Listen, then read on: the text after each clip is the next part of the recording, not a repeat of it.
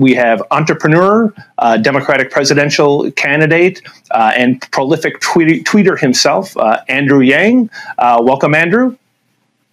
Hey, it's great to be here. Hope you're doing well. Hope you're safe and sound. Same to you. And it's a treat to have you here. As I was saying, you're a prolific tweeter. Last night, you're on Twitter. And while I want to talk about data privacy, you have a topic that you've talked a ton about, and you were tweeting about it last night that I wanted to get a little more lens into your thinking on. You tweeted about this idea of a $2,000 payment per month to each American during the coronavirus. Are you talking about over an extended period of time? And would this be, in your mind, should it be for every American? Walk me through that.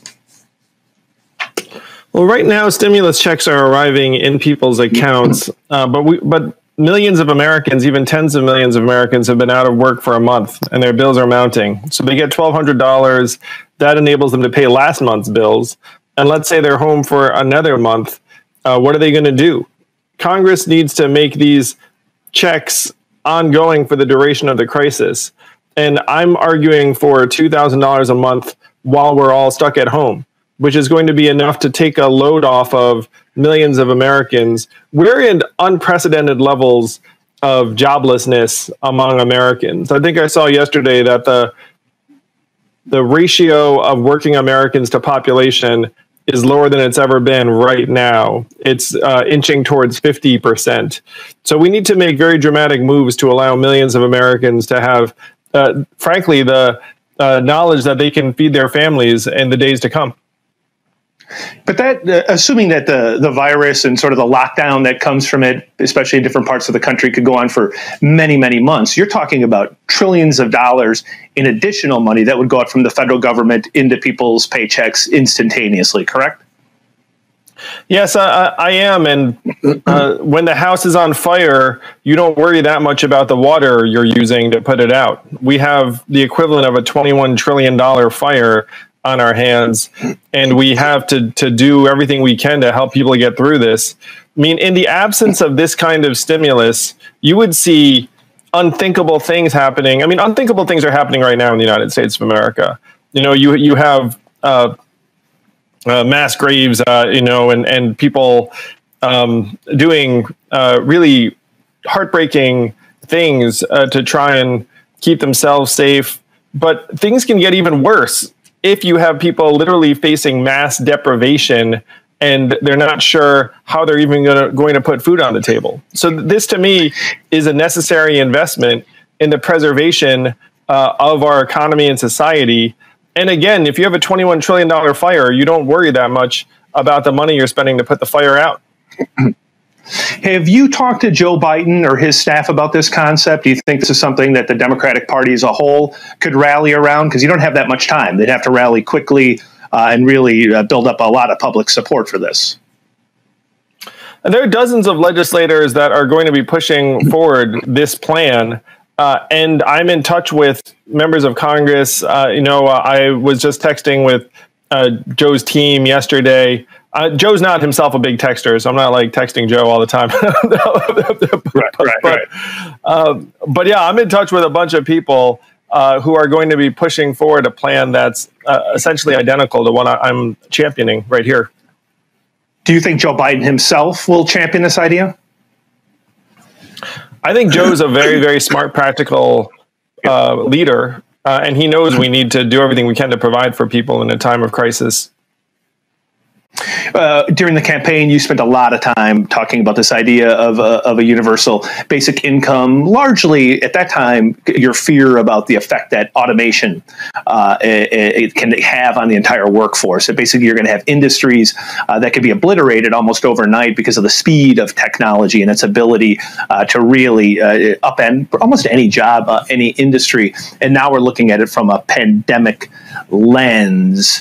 Like, walk me through like how you now think about the fears you have for the workforce today with a pandemic being stacked on top of the automation fears that you had. The 5 most common job categories in the United States are administrative and clerical work, sales and retail, food service and food preparation, truck driving and transportation, and manufacturing. And those jobs are getting obliterated in many parts of our economy. A third of America's stores and malls were closing prior to the crisis. Now you've closed probably 80% of them. Macy's just furloughed the vast majority of their 130,000 employees. How many of those employees do you think they're going to rehire? Do we really think that every Macy's is going to suddenly reopen and be back to at 100% capacity? A lot of these jobs are gone for good. This is not like a rubber band that's going to snap back into place. And you know this. Anyone who talks to CEOs knows this. The CEOs are already looking at ways to do more with fewer people, that they're automating processes. They're going to shrink office places. A lot of the people that are working from home are going to continue working from home, but there are a lot of people who've lost their jobs that are never going to see their jobs return. So this is unfortunately accelerating the trends I was most concerned about into the space of days and weeks instead of months and years. I've been saying that we're going to see 10 years worth of change in 10 weeks. And that's going to mean many, many millions of Americans are kicked to the curb in terms of their ability to support themselves in the jobs that they once had. Another topic that you've talked about, tweeted about, is data privacy. I feel like most people watching this are kind of like me or my family. You just kind of click your way through life. You're not thinking a ton about the data that other people have access to and sort of the danger of having sort of the capabilities for other governments, for companies, for people to know so much about us. Tell me, like, why should I care? Like, why is that such a big topic? Why is it something that people don't pay that much attention to, but they should? Our data is getting sold and resold and packaged and repackaged without us really knowing what is going on. And one thing that you should care about is that you're talking about billions, tens of billions of dollars worth of value that's changing hands, and you're not seeing a dime. None of us are. So one of the things that I champion on the campaign trail is that our data should be ours, even if we loan it to tech companies for our own convenience. And we should be able to see what they're doing, be able to turn it off if we want. And if there's value that is changing hands, we should be participating in that.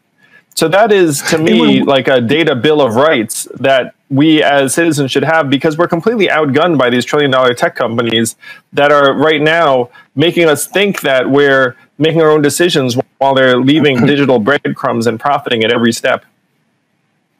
And what's the advice that you would give your, there's a question we actually had from one of our viewers, like what's advice that you would give your family in terms of things you should avoid if you don't want people to know way, way too much about you? Things that we might not think of. Are there specific products, specific companies that we should be more fearful of? No, I don't want to call out specific companies. I would say that as a whole, we as citizens and consumers are completely and hopelessly outmatched and outgunned, where no one actually reads those statements. We just click I agree, and then we hope for the best.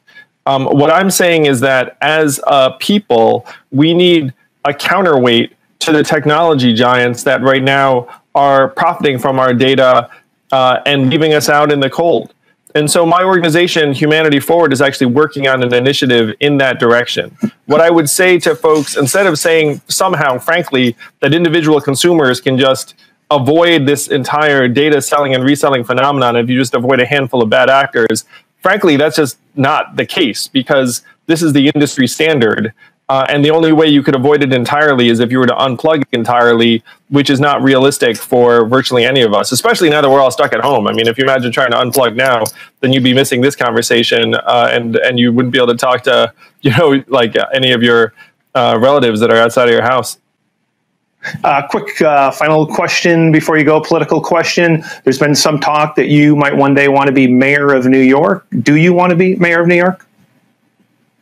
I want to help solve the problems that are coming down the pike, and unfortunately, those problems are getting bigger.